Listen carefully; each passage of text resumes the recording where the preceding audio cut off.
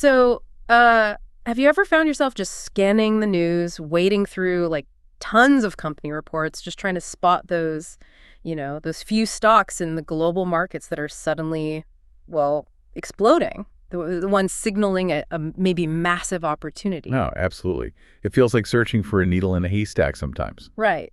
Now, imagine if you had, say, an AI system that could do that heavy lifting for you, cutting through all the noise and highlighting exactly where the action is. Sounds almost like a secret weapon for investors, doesn't it? It really does. And what's interesting is how a system like that could potentially bridge the gap between just raw data and actual usable insights, moving beyond just information overload to maybe predictive signals. Totally. So today we're doing a deep dive into insights from a source called Penny Smart World Stocks. Now, they make a pretty bold claim. They say they offered the world's strongest, highest grade information, and it's all powered by their advanced AI system. A big claim. Yeah, so our mission here is to really unpack Penny Smart's method. We want to understand how their AI identifies what they call basically excellent companies that are also seeing this dramatic surge in trading volume and price. Like, what do those things together really signal? And maybe most importantly, what strategic advice do they actually offer for, engaging with these kinds of stocks? And, as we were looking through the material they provided, we stumbled onto something really quite fascinating. A kind of internal contradiction, almost. Penny Smart explicitly says certain stocks should be excluded from analysis. They list names like Compañía de Minas, Galant, and Turkey Sigorta. Financially unsound, maybe recently suspended, that kind of thing. Want to exclude it. Got it. But then, and here's the kicker, the actual data tables we received for this deep dive, they include detailed info for those exact companies. Really? The ones they said to exclude? Yeah. Compañía de Minas Buenaventura S.A., Gavant Ispat Ltd., Turkey Sigorta, all there. PE ratios, volume, everything.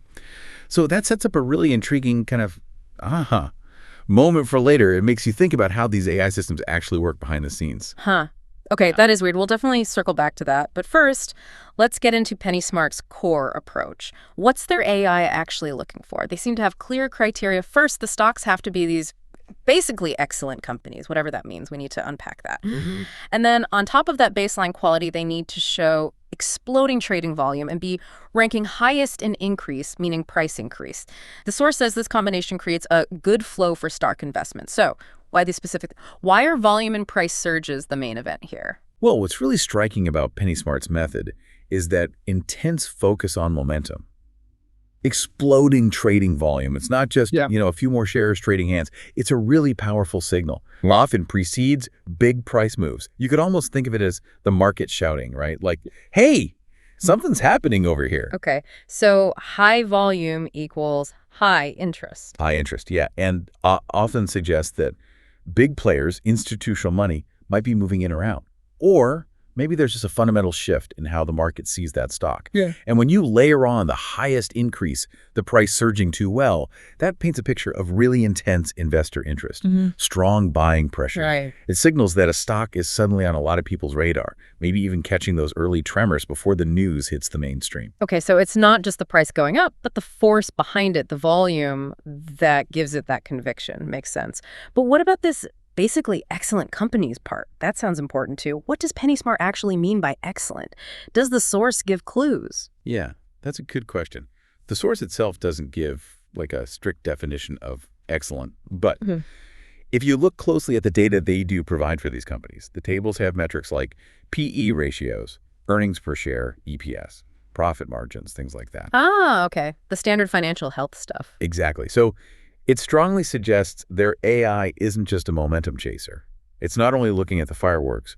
These metrics, PE, EPS, margins, they're fundamental indicators of a company's financial health, its valuation, its profitability, its efficiency. Right. So while the AI seems designed to catch those explosive short-term moves, it's probably grounding those picks in some kind of underlying fundamental soundness. That's likely what justifies calling them excellent in the first place. Okay, that paints a clearer picture, like a two-step process. Find the fundamentally decent companies, then look for the ones showing that surge in activity. Seems like it, yeah. And the source also dropped this interesting little nugget. If a stock rises without news, it's possible there's an undisclosed positive factor. What do you make of that? What does that tell us about their AI? Oh, that's a really critical point. It hints at the AI maybe detecting patterns or early movements that a human analyst might miss until, the actual news breaks? How so? Well, sometimes large investors, the so-called smart money, they might get wind of something positive before it's public knowledge. Maybe an earnings beat is coming, or a new product launch, a potential acquisition. Insider info, basically. Or just really good research. It could be either, or just connecting dots others haven't yet. So this smart money starts accumulating shares, maybe quietly at first. That can cause the volume and the price to start ticking up before any official announcement. Ah, okay. AnySmart's AI, because it's constantly sifting through just massive amounts of data, might be designed to spot exactly those kinds of subtle shifts, those little anomalies in market behavior that precede the widely known information. So it could be acting like a very powerful early warning system in a way. Potentially, yeah. That seems to be the implication. Okay, this is where it gets really practical and honestly quite interesting. The strategic insights PennySmart offers for actually buying and selling these stocks. Because let's face it, spotting a potential winner is one thing, but knowing when to jump in and when to get out, that's often the trickiest part, right? Absolutely. Timing is everything, or at least a very big part of it. So PennySmart details what they call good buying skills. Method 1. They suggest considering a purchase when a stock that recently surged sharply pulls back shows about 50% correction. And method 2. If the stock is even stronger, maybe doesn't pull back that much, they say watch for when its trading volume decreases while it stays at a high point. Then consider buying. What's the logic behind these specific entry points? They seem quite technical. They are quite technical, Yeah. And they align really well with established ideas in technical analysis and momentum trading. Take the 50% correction method. That's not just some random pullback number. In technical analysis, particularly using Fibonacci retracements, a 50% pullback is a well-known level. Fibonacci. Okay. Yeah, it's a tool traders use. The idea is if a stock pulls back about halfway from its recent high and then finds support there, it suggests the initial surge wasn't just random noise. It's seen as a healthy consolidation. Like the stock is taking a breath, letting early profit takers out, but the underlying bullish strength is still there. Holding that 50% level suggests it might be resetting for the next leg up. So it's like a potential second chance to get in, but at a better price. Exactly. A more favorable entry point, potentially, without missing the bigger trend. It's a disciplined way to approach buying dips. Okay, makes sense. What about the second method? Decreased volume while it stays high. Right, that one's interesting too. This often signals what traders call a period of quiet accumulation, or maybe just reduced selling pressure. Think about it. If the stock is holding near its highs, but the trading volume has dried up, it suggests that most people who wanted to sell at that level have already done so. Ah, the sellers are exhausted. Kinda, yeah. Or the remaining holders are strong hands. The buyers might still be interested, but there aren't many shares available for sale at that price. This imbalanced, steady price, low volume can often precede another move upwards. Like the market is coiling a spring. That's a great analogy. Yeah, building energy for the next push. Fascinating. Okay, so that covers getting in. What about getting out and taking profits? PennySmart has advice there too. Method 1 for selling. Observe news carefully and consider realizing about 50% profit near the supply zone. They use the term hamure. Supply zone. Then, for the rest, the remaining position, they say dispose of it entirely when it deviates from each predetermined moving average line. A, B, and C. Right, moving averages. But then, almost contradicting that tactical approach, they also float this alternative. Check the company's financial status and accumulate it for long-term investment.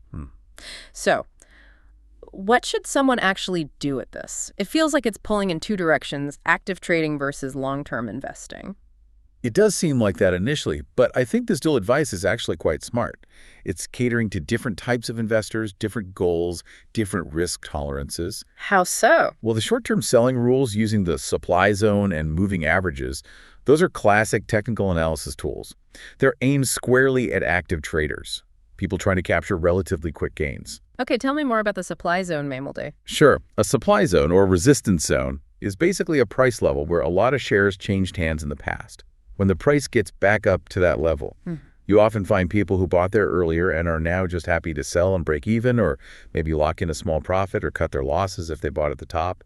It creates selling pressure. So taking 50% off the table there is just prudent risk management. Exactly. Lock in some gains near a known resistance level. Makes sense. And the moving average part, Ippjungsdär. Right. A moving average line smooths out price action over time, like a 20-day or 50-day average.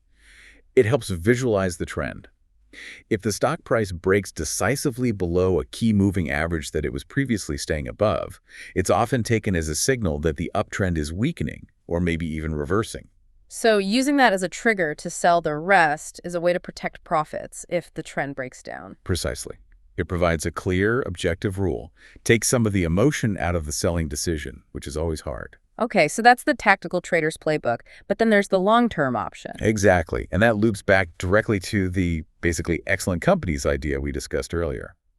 If the company isn't just a momentum play, if it genuinely has strong fundamentals, solid financials, good growth prospects like PennySmart suggests checking, then maybe just trading the short-term wiggles isn't the best strategy for that particular stock. In that case, PennySmart acknowledges, yeah, but maybe you should just accumulate shares. Build a position for the long haul, ride the company's underlying growth over years, not just weeks. So it's not necessarily contradictory advice. I don't think so. It highlights that you need to apply your own judgment. Is this stock just a short-term trade based on the AI's momentum signals? Or does its fundamental excellence make it a potential long-term hold? Okay. It's giving you tools for both scenarios. Yeah, it's quite a sophisticated blend, actually, acknowledging both tactical opportunities and strategic long-term value. All right, let's finally circle back to that paradox we mentioned at the start, the excluded stocks. PennySmart is crystal clear. Exclude recently suspended or financially unsound companies. And they specifically name Compañía de Minas, Gallant, Turkey Sigorta. Don't analyze these. Explicit instruction, yes. Yeah. But then, as you said, the data tables they provided us for this deep dive, they include detailed metrics for Compañía de Minas Buenaventura S.A., Gallant Ispat Ltd., and Turkey Sigorta. So the big question is why? If the system is supposed to exclude them, why is their data right here plain as day? Yeah, it's genuinely fascinating. There are a few ways we could interpret this. One strong possibility is that these companies did actually trigger the AI's initial raw filters, meaning they did show exploding trading volume and were maybe ranking highest in increase at the time the data was pulled. So the AI picked them up based purely on the numbers, the market activity? Plausibly, yes. Think of the AI casting this really wide net first, right? Just pulling in anything that meets those core momentum criteria, regardless of underlying quality at that stage. Okay, so it flags them initially, and then what? And then there's likely a second step. A filtering layer, maybe automated, maybe with some human oversight, we don't know.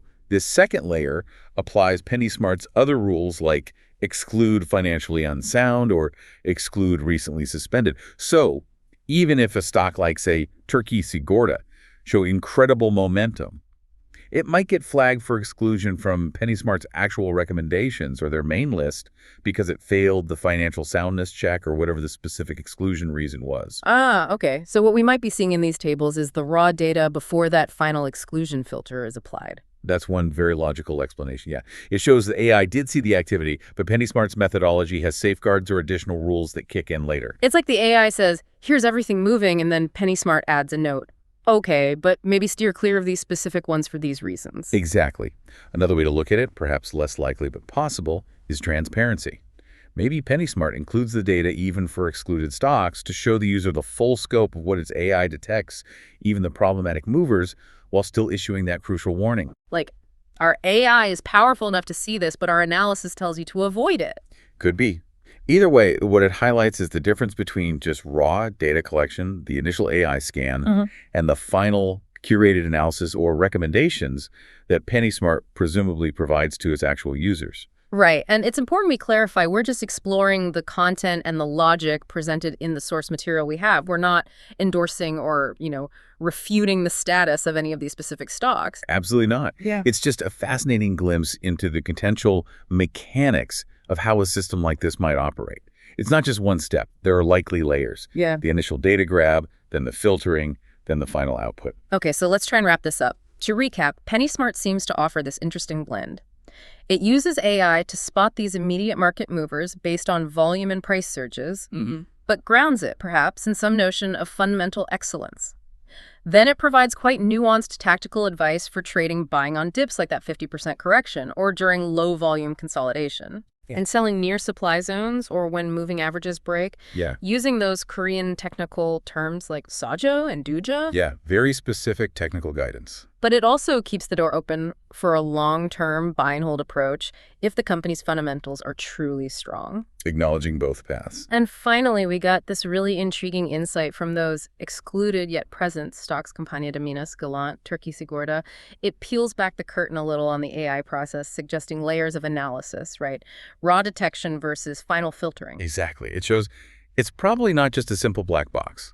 There's a logic, maybe complex, but a logic nonetheless. So it really leaves us, and you the listener, with a provocative thought to chew on, doesn't it? I think so. How much of an AI's real skill or excellence in picking winning stocks comes just from its raw power to crunch numbers and spot that market activity? Mm-hmm. And how much ultimately depends on those other factors, those crucial, maybe hidden fundamental checks or qualitative rules that might lead even its own system to say, wait, exclude this one, despite all the market buzz surrounding it? It's a great question. Where does pure data analysis end and maybe wisdom or sounder filtering begin? Mm-hmm. Especially when dealing with potentially troubled companies that are still showing momentum. Definitely something to think about as you navigate your own investments. And of course, we have to end with the disclaimer provided in the source material itself. Ah, yes. The important part. PennySmart explicitly states, this data is for reference only and investment responsibility lies with the investor. Crucial reminder. Always do your own research.